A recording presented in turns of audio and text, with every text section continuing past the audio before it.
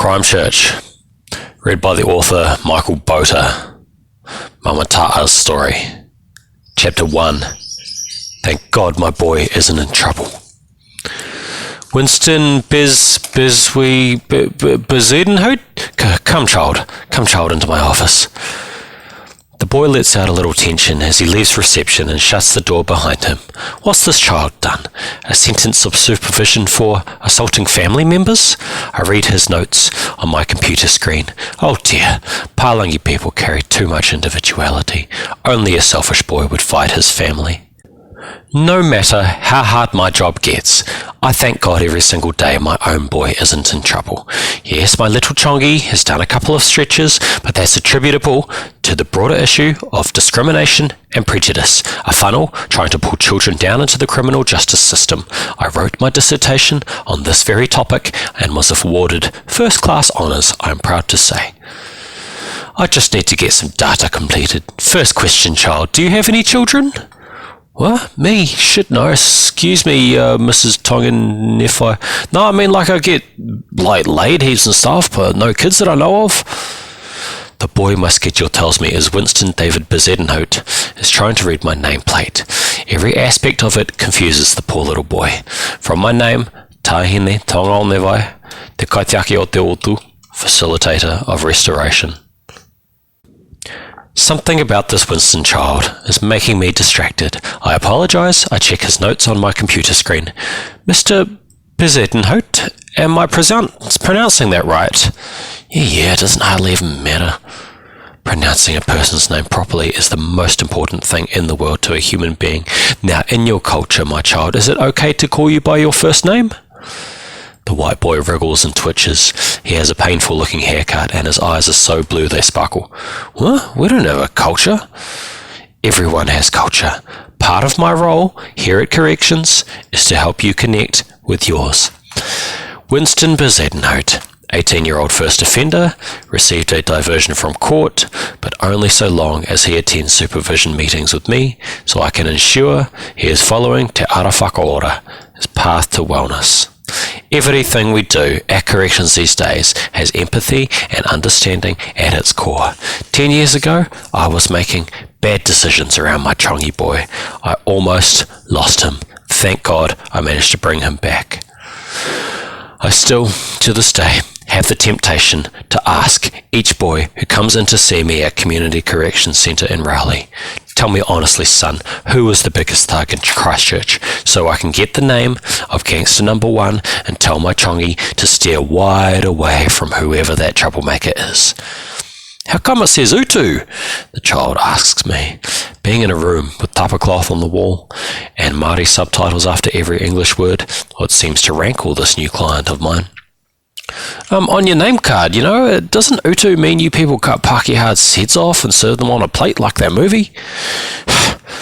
Most of the white power rangatahi coming before me convince themselves of this.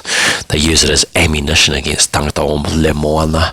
They have to convince themselves that Pacific peoples have savagery in us to justify their polarised worldview. Sweetie, Utu doesn't mean revenge. Utu means we make things right. The Tongan word for it is langovaka. Oh, his face brightens. You're Tongan. You guys hate Samoans, eh? Respect. I don't hate anybody, Winston. No, it's just because I'm a warrior, fighting for his people against the pollution of my country, It's your country, is it, son? You own it? I deserve it more than other people. I mean, gangbangers behave like animals, gotta fuck them up. And you're behaving better than these animals by attacking your mum and dad, child? He hunches his shoulders, this boy, this Bezedenhout child, Winston. He folds his arms back in his safe shell of self-justification.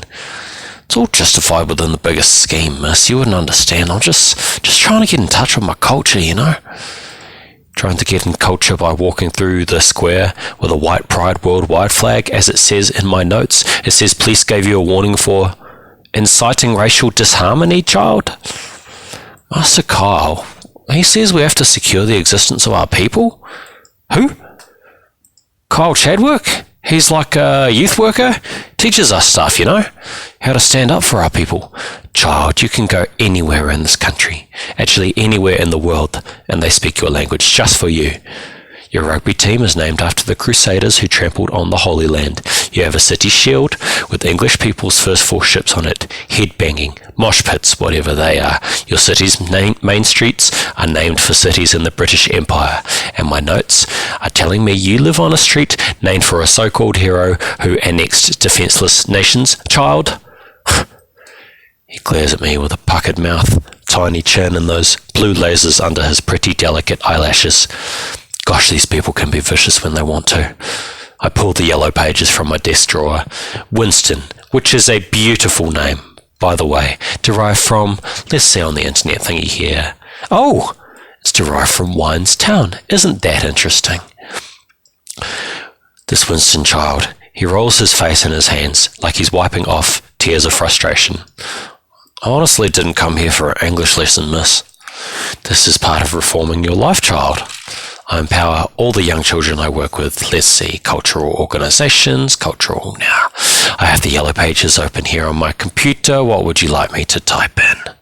You're looking for organisations for white people, for your clubs, societies? Winston stares hard at the clock. I don't know, I guess, yeah. I'm not seeing any results for whites, sorry. He rolls his eyes. Oh, try British then. You're what they call Afrikaans, Winston. Afrikaner, have I got that right?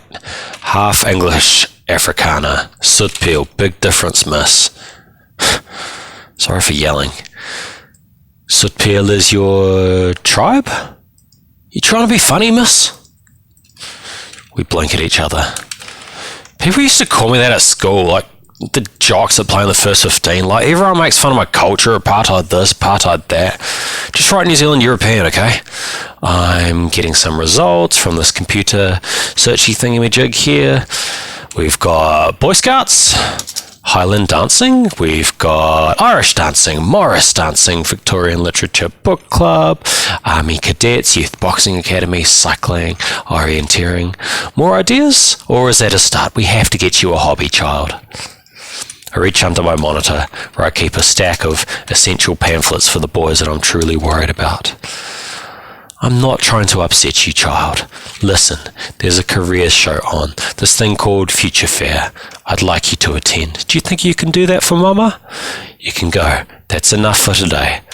I'm marking down that you shall attend the Future Fair, yes? It's a condition of your probation. You could perhaps do something big with your life, I push the Future Fair Careers Expo pamphlet into his hand. He rolls his eyes as he pockets it. I need you to kindly abide by these instructions, child, I tell the Bezettenhout Hout boy, tugging from the printer a sheet with his probation conditions on it. The fuck Carl's name is on here? It's instructions specifying who you are asked not to associate with, child. I'll give you a call in 2 weeks. Hopefully you'll have taken up a hobby, darling, and some study. Let's get you on a course, yes? Whatever, maybe. I will make my own course. My client opens the door and looks irked at the Samoan, Indian and Maori clients waiting to come in next. This city deserves a better class of criminal, he growls and then softens. Anyway, catch you in a month, Miss T.